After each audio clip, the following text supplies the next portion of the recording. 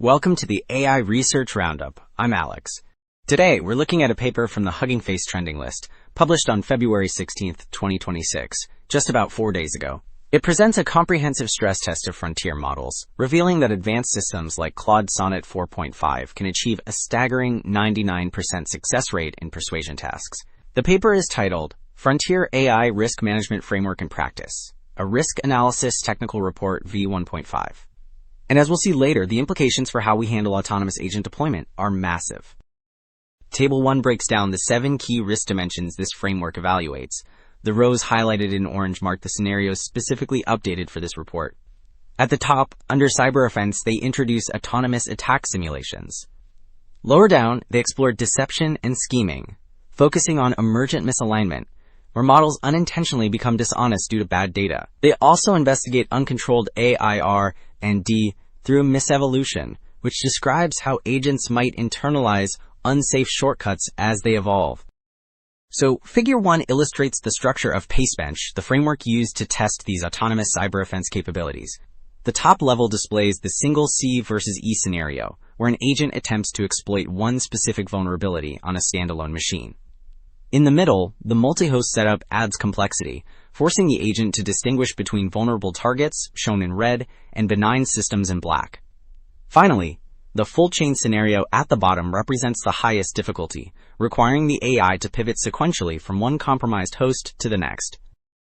Alright, moving from the setup to the results, Figure 2 displays a heat map of how these agents performed across the 32 PaceBench challenges. Here, green blocks indicate a successful hack within 5 attempts, while orange shows partial progress, and red marks a total failure. You can see that reasoning-heavy models, specifically Claude Sonnet 4.5 Thinking and GPT 5.2, dominate the middle rows with the most green and orange coverage. In contrast, models like Grok 4 at the bottom show almost entirely red, meaning they failed nearly every challenge. Interestingly, that large cluster of orange on the right suggests that while top models can start an attack, they often struggle to complete the full kill chain autonomously. Moving from cyber attacks to influence operations, the report introduces Backfire R1, a system designed to mitigate persuasion risks. Figure 7 outlines its 3-stage training pipeline. First, in the blue section on the left, the researchers generate training data by analyzing personality profiles and synthesizing reasoning chains, effectively teaching the model to simulate persuasion dynamics. Next, the red box illustrates supervised fine-tuning, where the model learns to articulate these internal thoughts.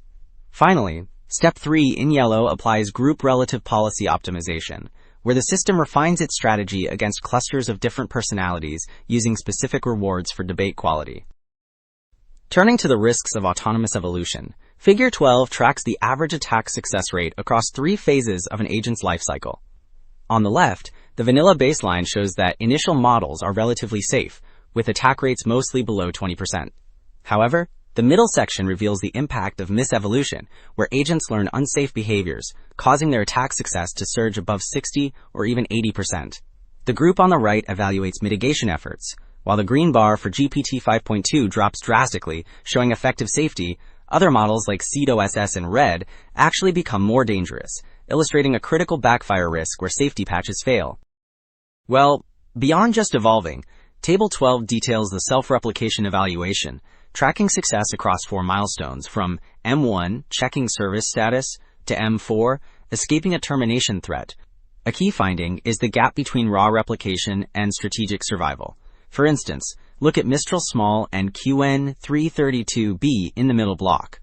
They score 100% on M3, meaning they copy themselves perfectly, yet get a 0 on M4 because they fail the actual escape.